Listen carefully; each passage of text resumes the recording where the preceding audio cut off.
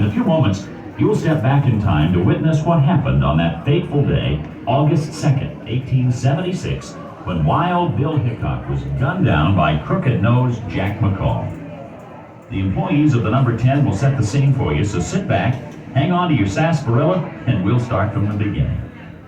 It was during the latter part of August 1875. Frank Bryant and a party of 7 gazed down into a gulch of tangled, broken trees, which from then on was to be known as Deadwood Gulch.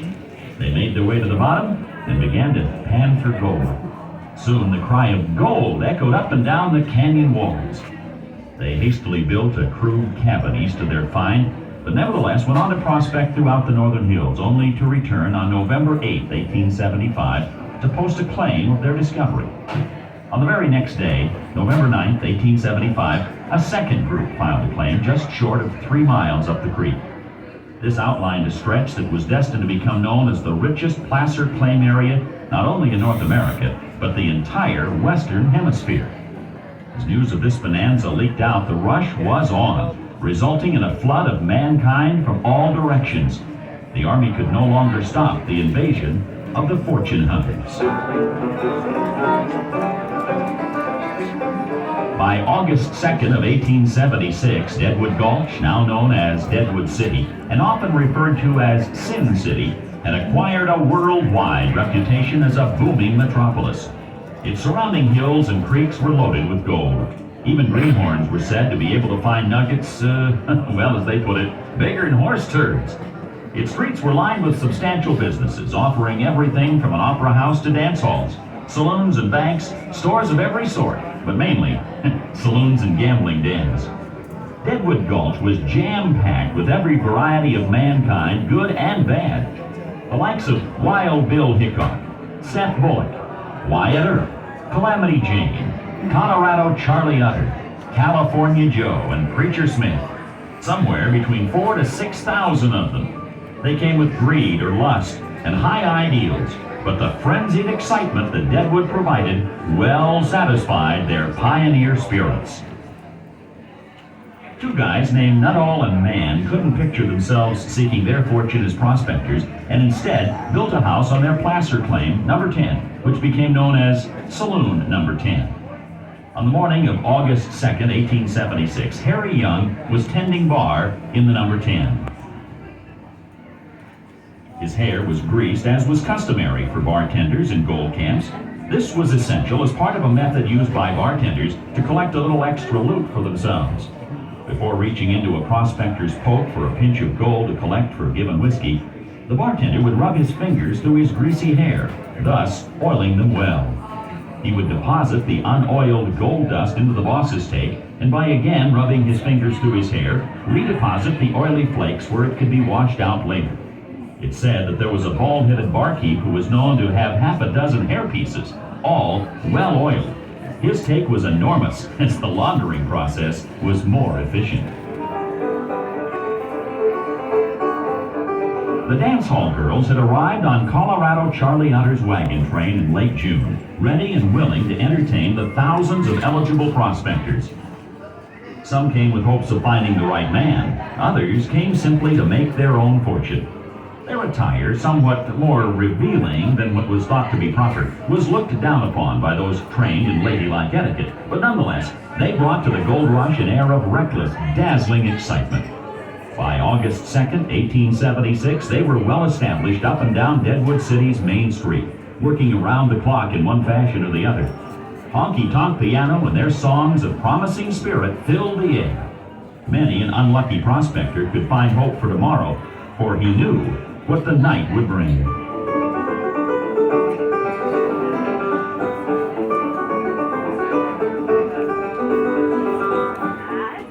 About 3 o'clock in the afternoon, Wild Bill Hickok entered Saloon Number 10, seeking a little poker action. Charlie Rich, a gambler from Cheyenne, Carl Mann, owner of Saloon Number 10, and Captain Massey, a riverboat captain from Missouri, were engaged in a game of draw poker and were quick to invite Bill to join them. Wild Bill's reputation demanded that he be exceedingly cautious. For instance, he never liked to sit with his back to the door. The vacant seat was so located, and a lively debate between Charlie Rich and Bill resulted in an attempt on Bill's part to get Charlie's chair. Sitting in my chair. Well, I think you gotta give it up. I need to sit there. You know I always sit there. Bill was not given his request, and grudgingly, with great hesitation, took the empty chair. But after a few minutes, he stood up and again asked Charlie for his chair. Charlie, I gotta have that chair. Now give that chair up to me.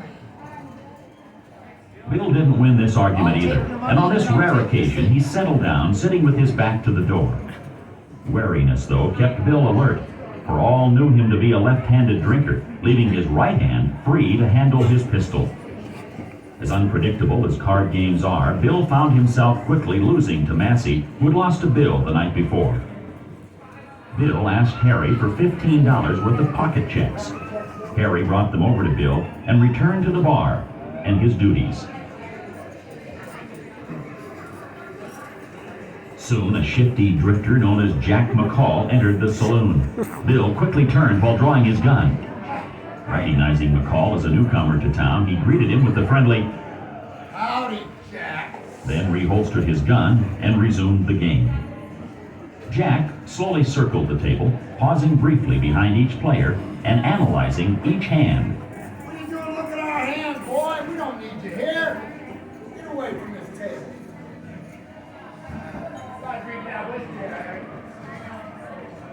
While Bill's attention was on Massey, there was a friendly argument between them, and while Bill remarked,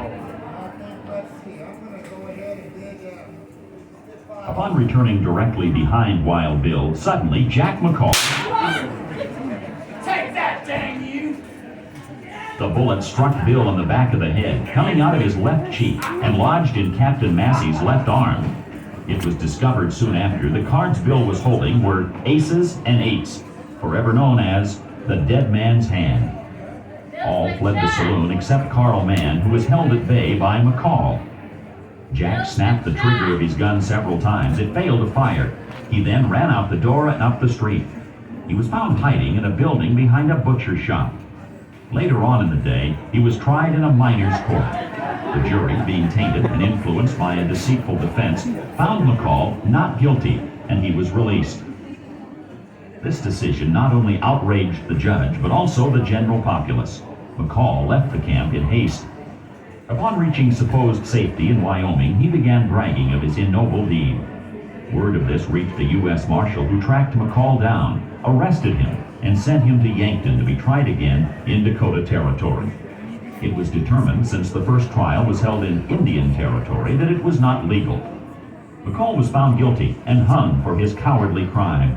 He was buried in an unmarked grave on the edge of town. Later, as the town grew, the cemetery was moved. As the coffins were opened, one corpse was found with a rope around its neck. It was easily identified as Jack McCall, the assassin of Wild Bill. Thank you, ladies and gentlemen, for taking the time to allow us to share that bit of historical war that made Deadwood a legend.